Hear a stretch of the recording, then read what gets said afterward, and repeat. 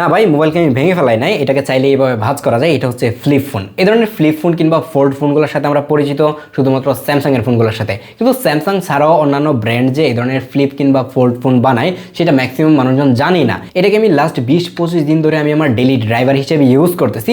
যার সামনে গিয়ে এটাকে এভাবে ওপেন করি লিফটে কিংবা রাস্তাঘাটে, সবাই জিজ্ঞেস করে ভাই এটা মানে স্যামসাংয়ের কোন মডেলটা, মানে স্যামসাংয়ের ফ্লিপ 7 কিনা, কারণ কাভার ডিসপ্লেটা দেখে কিন্তু ফ্লিপ 7-এর মতো মনে হয়। যখন বলি শাওমির মতো একটা কোম্পানি এই ফোন বানাইছে, তখন সবাই একটু অবাক হয়েছে, শাওমিও এরকম ফোন বানায়? শাওমিরা 20-25 হাজার টাকা দামের এরকম ফোন টোন বানায়।